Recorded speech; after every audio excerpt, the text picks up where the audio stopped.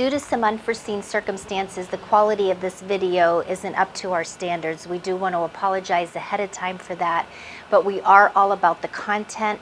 The story needs to be told. It is about Walmart working in association with the Humane Society of the United States. And at this time, we'd like to introduce you to Josh Balk, the Director of Food Policy for the Humane Society. Here at HSUS and at Humane Society International, we measure our work through tangible gains for animals. And on so many fronts, 2014 was a remarkable year. We're working at the international level, the corporate level, and in the states to stop extreme confinement of animals on factory farms. Canada has announced a phase out of gestation crates. Multinational corporations like Nestle have adopted sweeping reforms to improve conditions for farm animals. We're fighting all across the nation and now across the world to stop the abuse of dogs on puppy mills. We'll get you out of here, Hulk. Our biggest gain in 2014 was a ban on the import of dogs from foreign puppy mills. This is a pretty good day for all of her friends.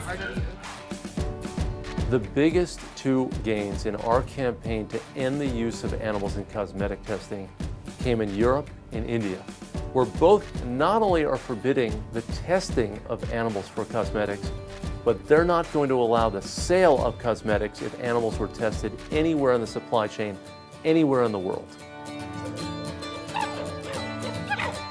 We worked with the Congress and the National Institutes of Health to begin the transfer of hundreds of chimps from laboratories to sanctuaries. 3 states tried to open horse slaughter plants. We stopped them by working with Congress to forbid any federal inspections of these plants to kill horses for human consumption. This year we passed 118 laws at the state level to help animals. All right. There you go. How's that? And we also prevented Congressman Steve King from passing an amendment to try to weaken many laws that we've passed through the years. Since wolves came off of the federal list of endangered species, they've been persecuted in half a dozen states. This year, we stopped the hunting in 2 of those states, in Wyoming and Michigan.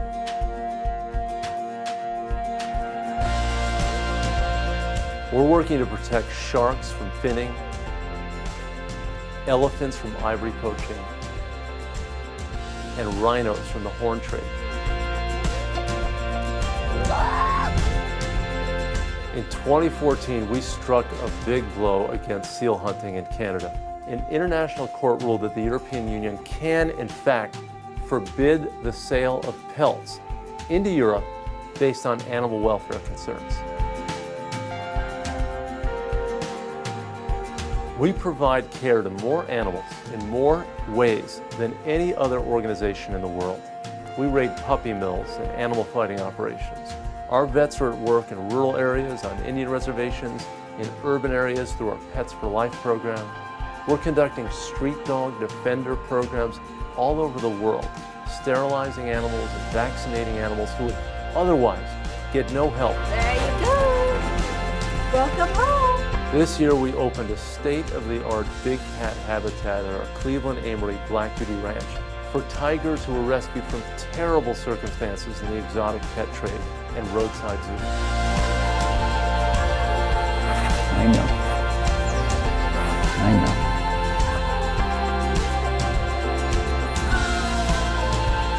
Hi. We are there for all animals, in all ways, to bring the biggest changes that our society has ever seen ushered in for animals.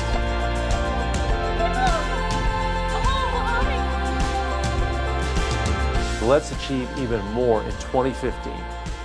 The Humane Society of the United States, you and me, making the world better for all animals.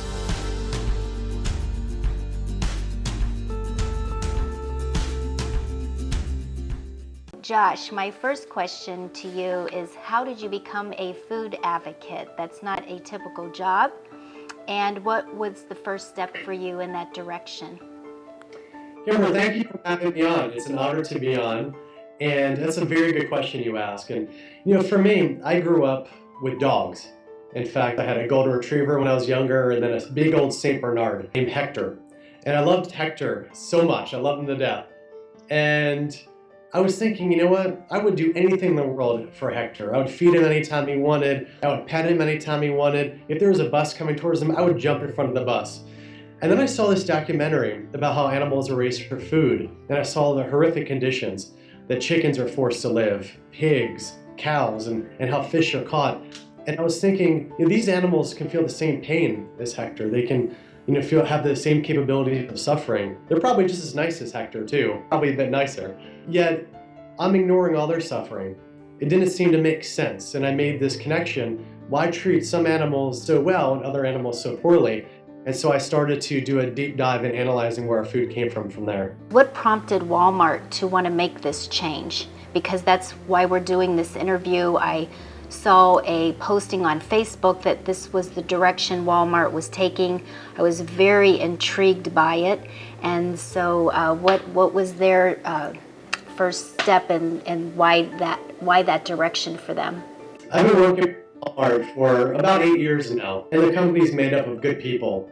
And they did want to create a policy that improved the lives of farm animals, and they wanted to put in a fair amount of time of due diligence, which is understanding considering how large they are.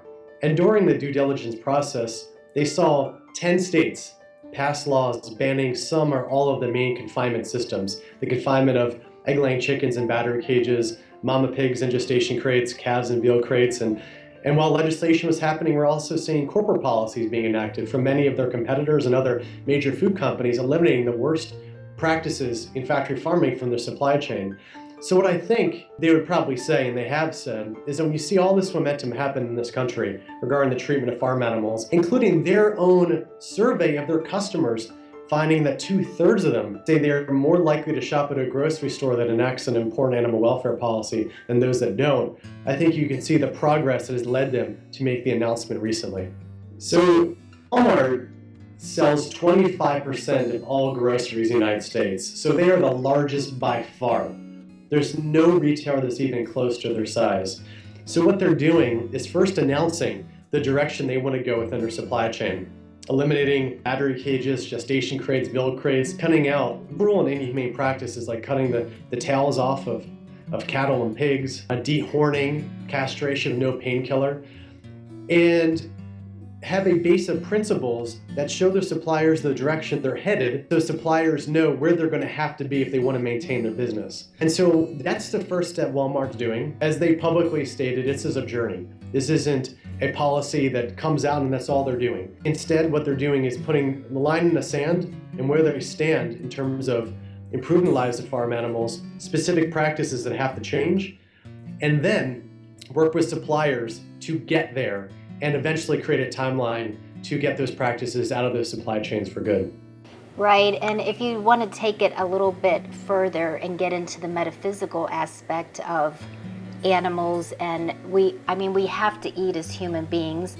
I know there are some people that don't eat meat, but there are others that do. And for those people that do, when the animal is mistreated and filled with antibiotics, we as human beings take on that vibration when we eat that meat.